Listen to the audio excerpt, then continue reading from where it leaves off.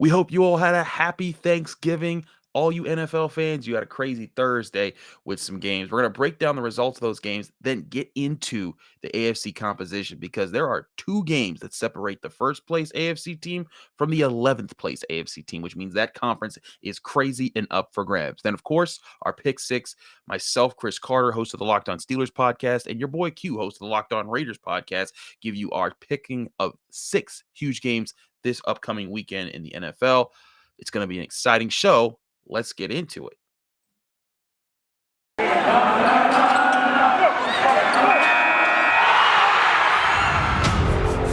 You are Locked On NFL, your daily NFL podcast.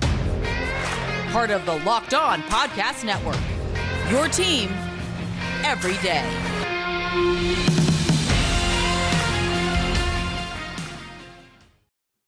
And welcome to the Locked On NFL podcast. I'm Chris Carter. He's your boy Q. It's another Friday on the show. We hope that you all had a happy Thanksgiving.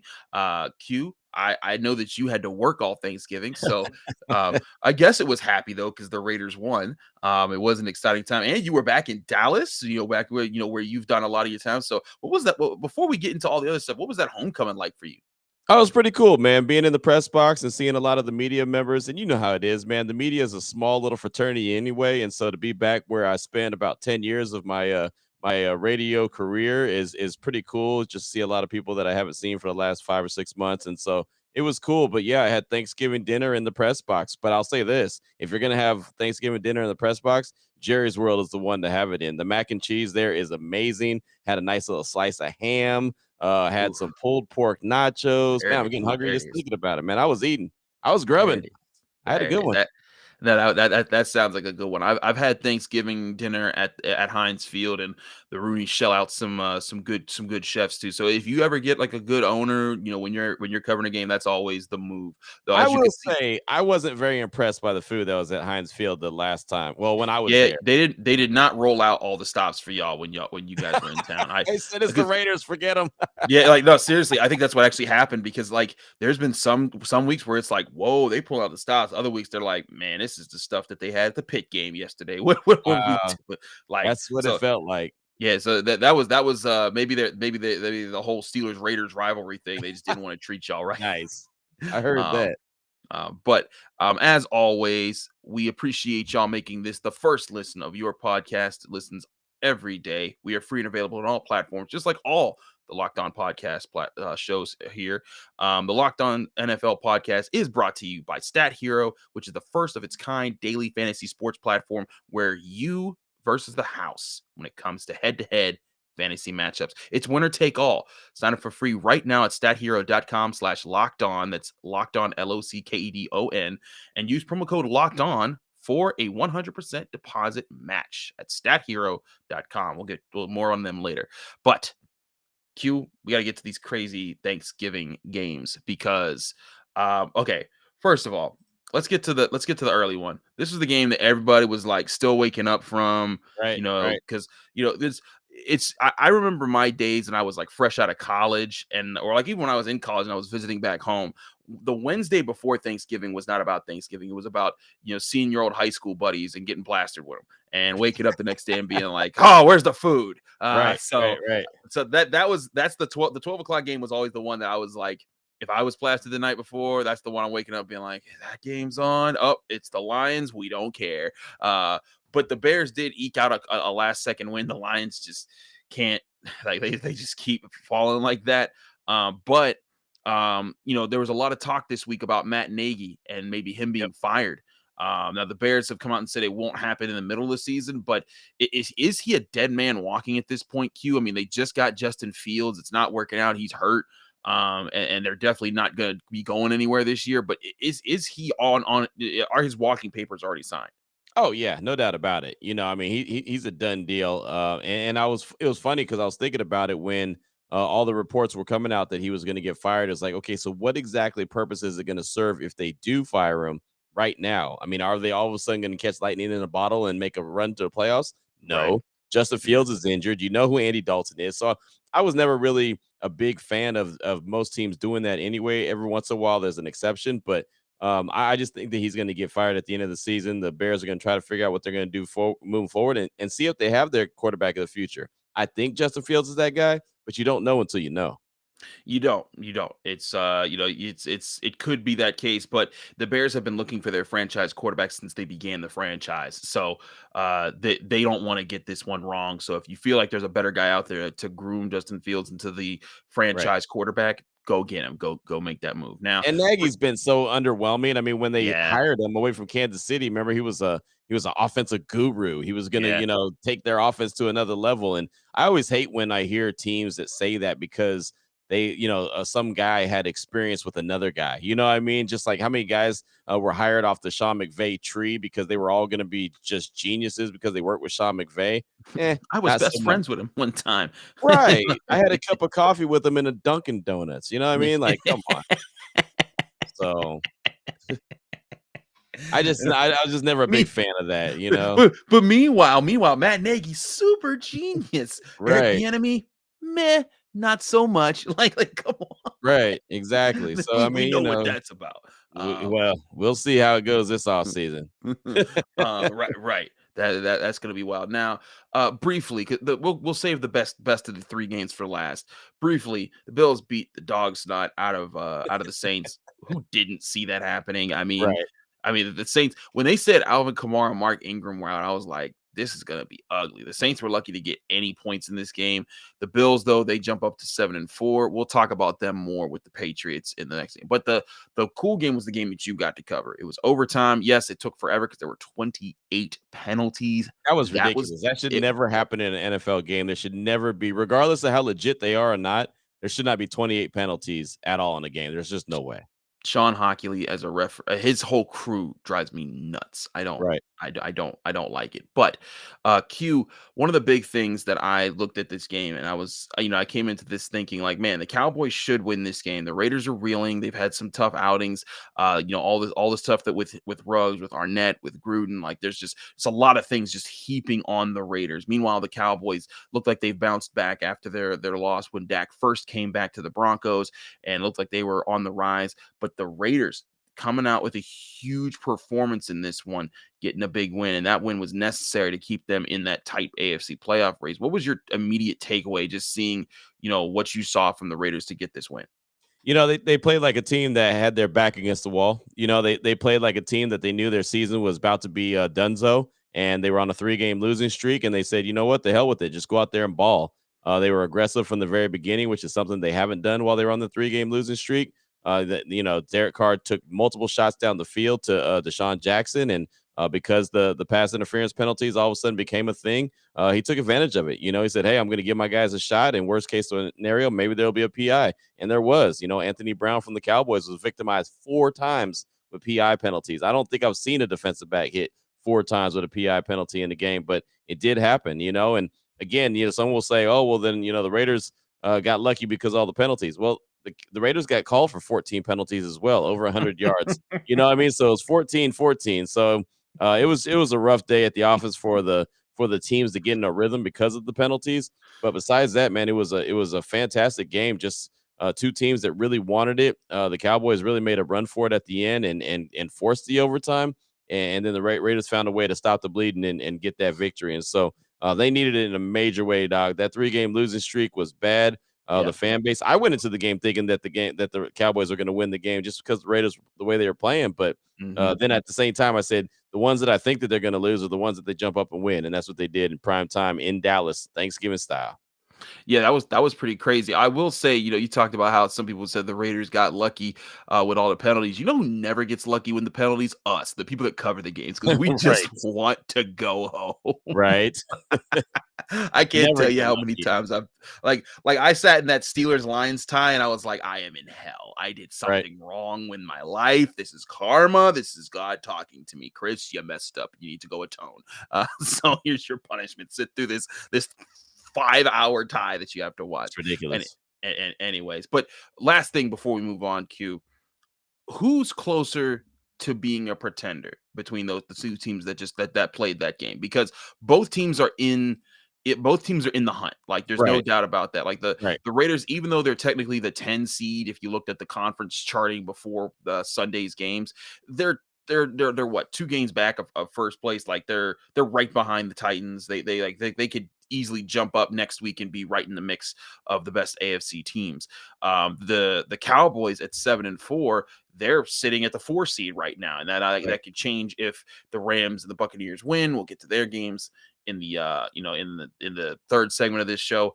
But with the Raiders beating the Cowboys, and the Cowboys have had some suspect losses, especially to the AFC West. Yeah. Are the Raiders more contenders than the Cowboys, or one of these teams a true pretender? And we're gonna find out in the next few weeks. I think that they're both kind of in the same category right now, man. I mean, and I know the Cowboys have a couple more wins under their belt, at least one more win under their belt, as they have 7 wins and the Raiders have 6 now. But I'll tell you, man, the Cowboys have lost 3 out of 4.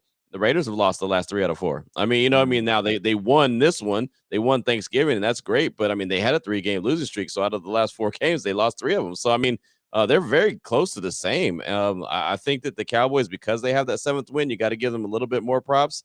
I feel like the Raiders are still kind of backed into that corner and they got to play with their hair on fire. And really, they got to just kind of play desperate the rest of the way. They have one more game outside of the AFC, and then the rest of the way, the rest of the season are all AFC games. So, I mean, that's going to be huge as well. They got the Washington football team coming up next Sunday. And then after that, AFC, AFC, AFC, AFC. I mean, those could all end up being major. And we're going to talk about in segment number 2 how, there's only a couple games to separate number 1 seed and number 11 seed. Well, they can end up going from 10 to 1 or 2 or 3, whatever, based off of what the rest of that season is going to be and all those AFC games. So I mean, it's going to be a hell of a challenge the rest of the way, but it should be fun. That's what the NFL wants. They want the parity and they want to keep the fan bases locked in because, well, you never know what's going to happen to your favorite team. Absolutely, and you never know because you could be 1 minute you could think like, oh, you're out of it, and then you're all of Yep. a sudden you get a few wins, and now you're back in it. Look at the Right. Colts. Who would have, yeah, it's crazy. I said the Colts were going to be a competitive team before the season. The way they played early on, I was like, well, forget that prediction. There But goes here that they are. prediction. Yeah, yeah, Right. here they are. They're like, "Oh, wow, that was that that they're right back in it." So, Right. Q, you said AFC, AFC, AFC. That's what we'll be doing in the second segment here. But first, we got to talk to you guys about Stat Hero. No one plays daily fantasy sports to lose. Winning feels so much better, and you can do a lot of winning at Stat Hero. Your traditional fantasy sports are a long-term losing proposition because you never know who or what you're up against. But at Stat Hero, it's the first ever daily fantasy sports platform where it's just you versus the house in a head-to-head fantasy matchup where it's winner take all. The crazy part, Stat Hero shows you their lineups before you play. You handpick the team that you want to face one-on-one. This is never before seen innovation of a fantasy sports and sports betting hybrid as has Stat Hero players clocking odds that are over 4 times better than their competitors. Why? Because you don't have to compete against thousands of other experts or unknowns and other factors. Stat Hero puts you in control of your fate. With Stat Hero, you are in control of the stakes. You decide how much you're going to play for, and Stat Hero has no choice but to take it because they're daring you to beat them. Stat Hero head to head is what daily fantasy should be. One-on-one. Sign up for free right now at stathero.com/locked on and use promo code locked on for a 100% deposit match when you make your first deposit. That's stathero.com/locked on. Use promo code locked on for a 100% match. Stathero.com/locked on. Promo code locked on. Terms and conditions apply.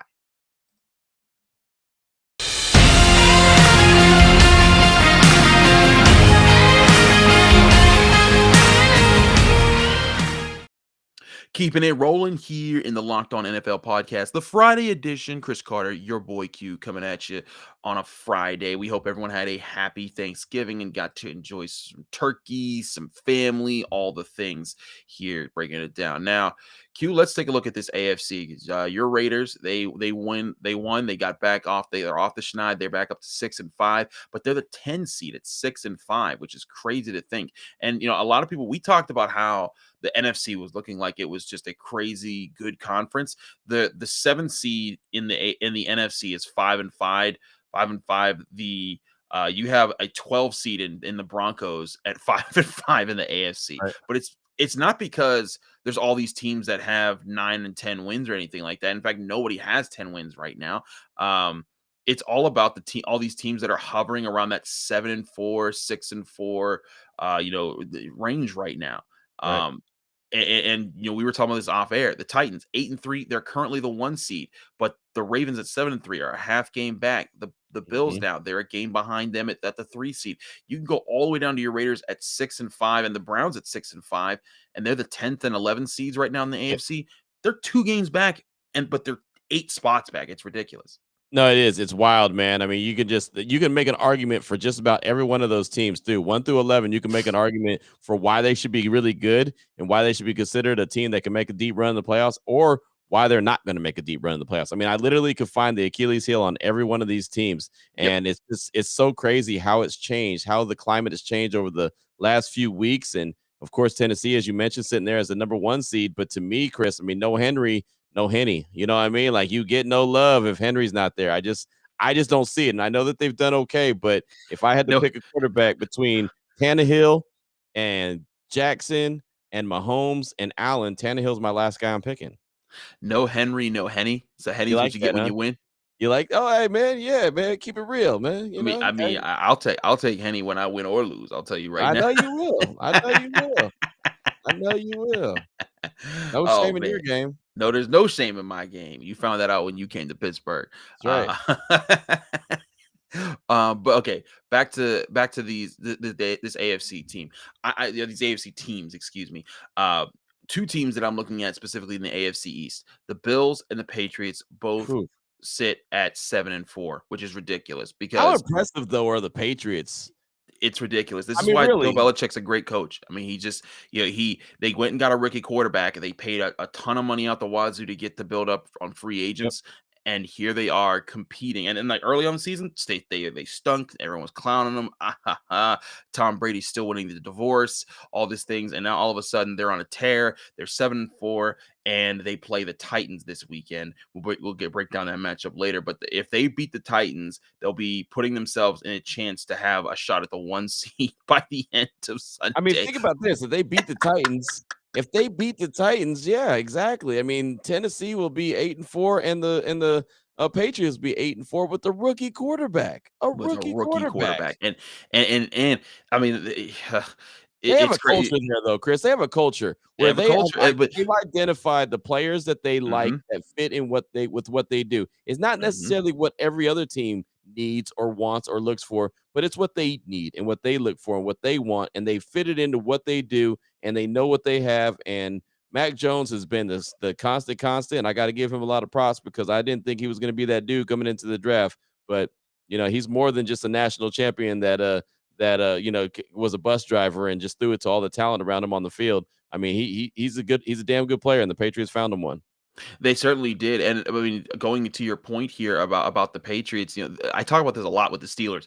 Organizational integrity is such a big part of this game that people don't really talk about because it's not something you can see on film. It's not something that you read in stat lines. But when an organization knows how to assemble rosters, knows how to set the tone, that Mhm. changes everything. That's Yep. why teams like the Steelers, the Patriots, the Packers, teams that just they know how to be competitive. They know how to reload even when things aren't going their way, and they're going to find a way to be competitive again. It's just what they do. And it's also when teams don't have that. I said this about the Jaguars back in 2017 when they were red hot. They barely lost to the Patriots in the AFC Championship game. I'm like, they have a lot of talent. They have the talent that could get them to a Super Bowl, but I'm not sure if their organization is ready to sustain that. And they weren't, and Right. that's why the Jaguars had a first overall pick last year, and they're going to be in the top 5 again this year. So, um, there's real stuff to that, and the Patriots appear to have it. But I'm really intrigued. Who's gonna come out of the AFC East because they're now tied with the Bills. And of course they get to play this weekend, and if they win, they'll have the half game up on the Bills. Right. Um, but the Bills, they're supposed to be the unstoppable team, and they destroyed the Saints. They've had 2 shutouts this season, almost had one against the Saints again this weekend. Granted, the Saints were destroyed by injuries, but the Bills, there's no team that has stayed atop the NFC, the AFC this year. The Ravens thought they were that. Well, they lost to the Dolphins. The Titans, have been holding on to it for a couple of weeks now. But we saw last week at the way they played, and now they're going to play a tough Patriots team. Right. I don't know if there's a top dog anywhere. I think that the top dog in the AFC, and it's going to be funny to talk about, I think it's the Kansas City Chiefs. It still is just by default because they're I mean, I still think there. they're getting their mojo at the right time. I Yeah. mean, think about it. They destroyed the Raiders in Allegiant Stadium. Then they beat up on the Cowboys, and they didn't do it offensively. They did it defensively. Their defense The started to turn defense the playing the corner. way they did was inspiring. I was like, maybe Yeah, I there's something mean, here.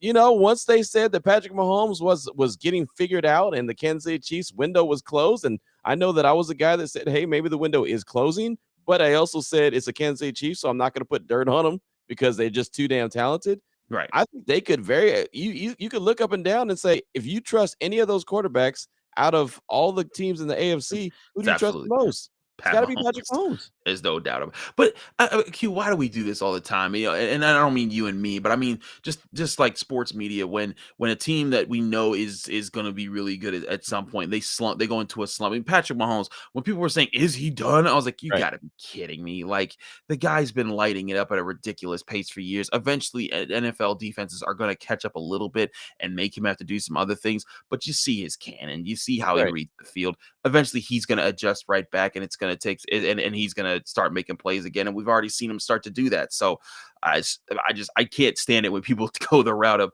oh, right. this guy's done, just because of a couple bad weeks when they've established years of a track record of excellence. So I'm with you. I think I'd still go with the Chiefs right now because that offense is ridiculous and the defense is Yep. playing better. But at the same time, this time next week, we could be sitting here and saying that, it's the Patriots with the way they beat up on the Titans, or the Titans if they beat off the Patriots. And, it could be a lot of different things there. But again, the Chargers had a big win last week. Where, do they continue that on a roll? In 2 or 3 weeks, this whole playoff picture could get flipped upside down. This season is comical, man. It's just so funny if you think about just the parody. And again, the NFL loves this. Every fan base is staying engaged. Raider Nation was already like done. They were turning in the card for the end of the season. Like it's a wrap. It's donezo. Who's going to be the new head coach? Is there going to be a new GM? Is there going to be a new quarterback? And then all of a sudden they get a victory over the Cowboys, and it's like, well, hold on. This man has a chance. Hold on. Now you beat Washington. That's 7 wins. Then you got a bunch of AFC games. Maybe you can get it, lightning in a bottle and find a way to get to 10 wins. And if you get to 10 wins, maybe you're talking about the playoffs. With the parity, man, that's the thing about it. The team, I mean, Cleveland, who's right now currently in 11th. I mean, the Raiders in 10th. They technically can all make the playoffs. I mean, they all have a right to say we're still in the playoff hunt, even though it doesn't look great for those teams, but they're still in it. They're still alive. And that's what the NFL wants right now because every fan base is still going to be locked in. Yeah, I'm right with you on that. It makes it a lot of fun. There's a lot of fun Yeah. games this weekend. They're going to play into those races. We'll get to some of those top games in our final segment. But first, we got to talk to you guys about Built Bar. It's the most wonderful time of the year, Black Friday.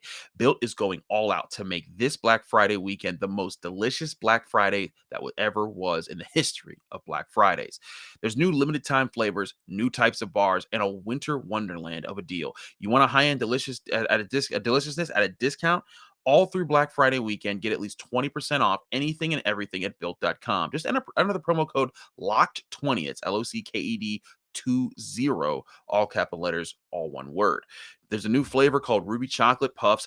It has marshmallowy goodness covered in unique chocolate, ruby chocolate. This has never been done before with Built Bar. There's dark chocolate, there's white chocolate, but now there's ruby chocolate joining the Built Bar Club. Ruby chocolate has a beautiful rose color, perfect for the holidays. It's an actual type of chocolate that has a berry taste to it. It's unique and delicious. They also have another new flavor, lemon dipped cheesecake puffs. Do you love lemon cheesecake? You'll love lemon dipped cheesecake puffs. They are tangy taste of lemon, sweet cheesecake, and a marshmallowy puff, all covered in chocolate. It's lemon cheesecake sized taste, but without the cheesecake sized calories. No need to fight angry crowds. No camping out for hours. Your best Black Friday deals are at built.com. Tis the season to save and get your taste buds the gift of Built Bar. 20% off Built Bars and 2 free Crave Bars are all at built.com. Plus, you can get 60% off Built Broth and Built Boost and 40% off Built swag. Just enter the code LOCK20 at built.com. We're also brought to you by Bet Online. It's Thanksgiving weekend. We all know what that means. Football. Nothing goes better with football than turkey and betting. We hope you got plenty of turkey on Thursday and you got plenty of leftovers to watch to help you with your football this weekend. But also helping you is Bet Online because they've got you covered all holiday season. More props, odds, and lines than ever before. Bet Online remains your number one spot for all the sports action this Thanksgiving. Head to our new updated desktop and mobile website to sign up today and receive your 50% welcome bonus by using promo code Locked On. That's LOCKEDON, Locked On, all capital letters, all one word, and you'll receive that 50% welcome bonus. And it's not just football. BetOnline has pro and college hoops, NHL, boxing, UFC, even your favorite Vegas casino games. Don't wait to take advantage of all of the amazing offers available for the 2021 season at BetOnline, the fastest and easiest way to bet on all your favorite sports, and BetOnline, where we're stuffed with deals this Thanksgiving. Now, after I said that mouthful, let's get to the picks. We got some really good ones coming up this week, and let's start with the game that I'm going to be keeping my eye on and covering. The Steelers at the Bengals. Steelers are 5-4-1. The Ooh, Bengals at 6-4. good one. This is going to be an interesting showdown. The Bengals beat the Steelers in Heinz Field in week 2 of this season, or week 3, excuse me, because that was the Raiders was week 2.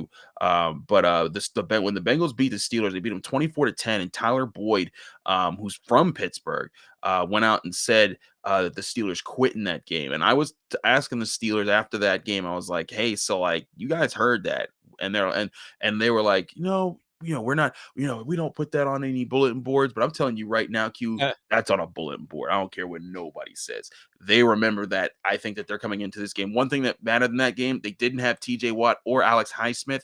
TJ Watt's been practicing this week, and it looks like he's going to stand a good chance of playing. They also got Minkah Fitzpatrick back. Joe Hayden looks like he'd be back. The defense is getting healthy at the right time. I'm taking the Steelers. Who you got? It's interesting, man, because I saw Cincinnati up close and personal, and I wasn't very, impressed by them. Really, their offense wasn't very good. I mean, I don't want to say very good. It just wasn't very impressive. They really underperformed, but the Raiders just couldn't get anything going. But with that being said, Big Ben, I don't really know how much I could trust him right now. I liked a little bit of the Steelers, what they had going on. I thought, okay, maybe they're starting to turn the corner. Then COVID hit, these guys are out. Then the injuries hit, these guys are out. They're coming back. I mean, man, it's just this was a tough one, really. I mean, my brain now is kind of stuck on saying that the Bengals are going to win these games because I've been brainwashed to think that the Bengals are going to win these games. But then again, my long-term heart says that there's just no way that the Bengals are going to win this game. But I mean, it's so, I mean, because, like recent history tells me, oh, Cincinnati's not going to win this one. But I'm going to roll with the Bengals, man. I'm going to roll with the Bengals one more time. I think Joe Mixon's going to come off the big game he had against the Raiders and potentially have another big game against the Steelers. So I'm going to ride Mixon and the Bengals in this one. Could be a big factor. The Bengals, they have a really balanced attack on offense. Mike Tomlin talked about that on Tuesday. I think it's going to be a really good game between both teams. 7-3 Bucks at the 6-5 Colts. The Colts, man, they Ooh. keep being an upstart. They keep coming out of nowhere and beating teams. It's just when you think that they're done. When you think they're finished, it's like, all right, time to go off and finish your season and just disappear from the playoffs. Here they are beating the Titans or beating whoever they're up against, and now they're up against the 7-3 Buccaneers at home in Indy. But I'm going with the Bucks. They're a team. I think that they're going to start clicking a little bit more. They're, I think, the more talented roster. Tom Brady, he owns Indianapolis. He's going to continue doing so in this game. It's funny, man. It's not very many weeks that we have a bunch of differences. I mean, and usually it's about 3-4 games in before we start having differences. But Mm-hmm. I'm going to stick with the run game. I think that's going to be a theme for me this week. I'm going to stick with the run Ooh. game. I think Jonathan Taylor brings the heat like he did last week, and I think the Indianapolis found something with that. And Tampa Bay's defense isn't quite what it was when they won the Super Bowl against the Chiefs. I mean, it's a little bit. There's some cracks in the armor. You can see that there's a little bit of issues here and there. Devin White's playing good, but he's not playing great. I mean, the corners are playing good, but they're not playing great. I think that Jonathan Taylor gives them a heavy dose of himself, is running downhill behind his shoulder pads, and I think that the Colts find a way to get another victory, and Tom Brady comes back angry for next week. Certainly very could happen, and the Colts have been upstarts. We keep an eyes on that. Now, big AFC showdown. The 8-3 number 1 seed Titans play the 7-4 Mm. Patriots. The Patriots have been red hot. The Titans just had a disappointing Ooh. loss. They still don't have Derrick Henry.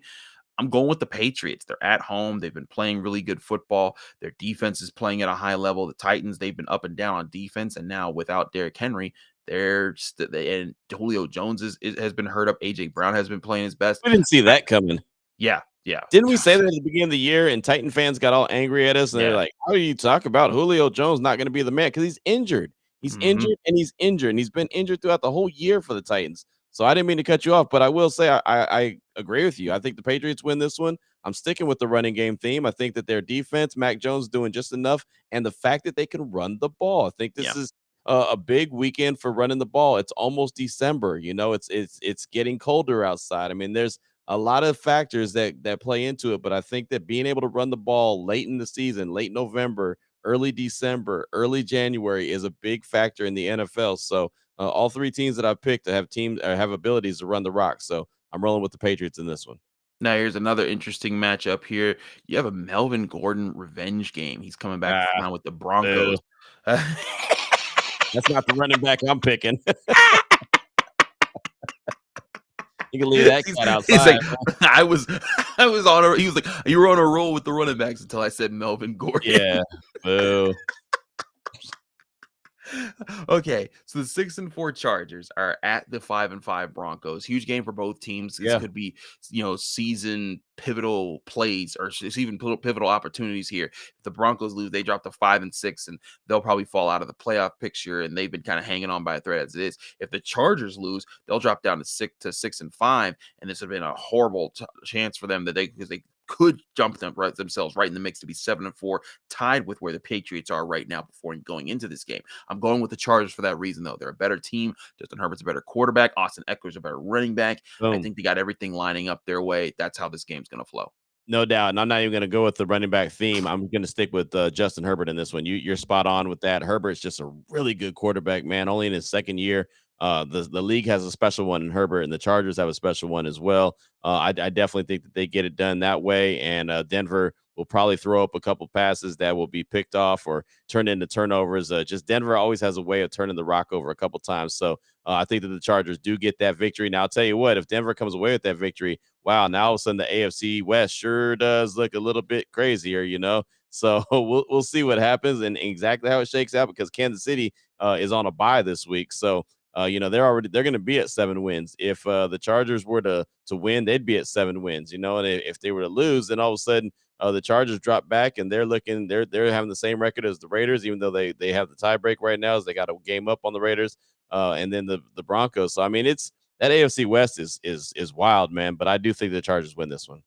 It's going to be exciting. Now, here's probably the game of the week that everyone's going to be paying attention to. The 7-3 Rams at the 8-3 Packers, though we don't Mm. know what's up with Aaron Rodgers. Apparently, he's showing off his feet on press So conferences. tired of that dude, man. So tired of that dude. That was I so like weird. hell of a quarterback, Hall of Famer, but I'm Why is he so so tired of weird? that dude.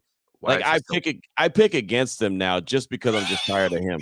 I'm serious, and I hate to do that because he's a hell of a player, and I like to go and I like to watch, greatness. I like to see what Devontae Adams could do. I know that they're a hell of a team with Aaron Rodgers, but man, this dude between being immunized and not vaccinated, and now having some kind of toe injury, and it's not COVID toe, it's called broken toe or whatever he's talking about. I mean, it's just like kick rocks, homeboy. I mean, he looks like that dude that just he's been wandering around the desert for years or Yeah. whatever, and just I don't know, man. It's just something about him that really irks me, and so I got to go against him regardless. Q is irked. He's going with the Rams. I'm going with the Yeah. Rams because they can run the football too. Yep. Daryl Henderson's going to get busy. They're not dealing with all this Aaron Rodgers mess. They'll come in with the victory. Final game here. Now, this is a game where I think both teams have the ability to run the ball just in different ways. The 6-5 Browns at the 7-3 Ravens. It's Sunday night football. Ooh. A lot of people will be watching this one. This is the Browns. Cleveland still hates Baltimore for taking away their Of course. franchise. And Baltimore just hates Cleveland just because they're AFC North team. But this is a game where the Ravens can put some real separation between them and the rest of the AFC North. There will be the Steelers or the Bengals will lose this week, so they'll get a game up on them if they win.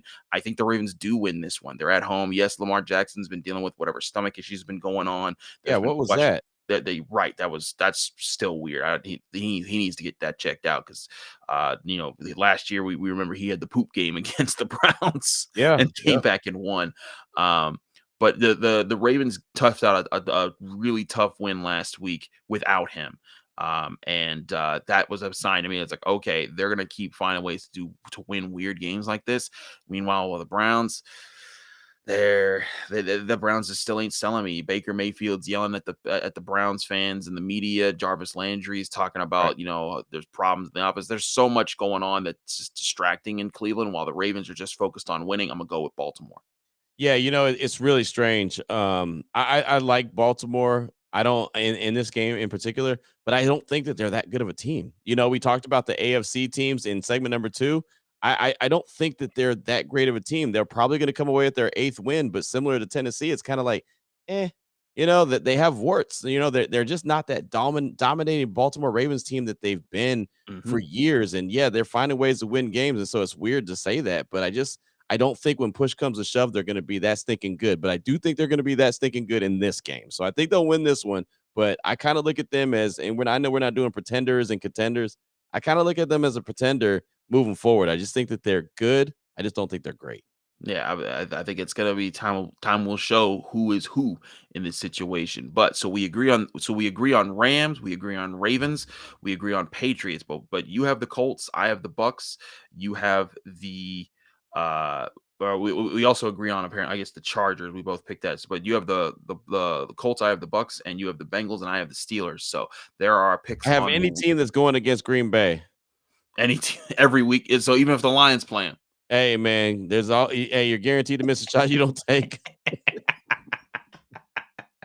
Just Aaron tired of Rodgers. Aaron Rodgers, man. I'm sorry. Shout out to Peter Bukowski, who does a fantastic job locked on Packers. But man, I'll tell you, then that Aaron Rodgers dude, he's a weird cat anyway. He's a different dude, and that's okay. Being That's fine. different's It's fine to fine. be I weird, like but I like different dudes, but this guy, man, he just is getting on my nerves. I've just had too much different. It's just like, come on, man. You didn't have to go there. Like you're just doing too much. He's putting 20 on 10. You know what I mean? Like you don't have to do that. 20 on 10.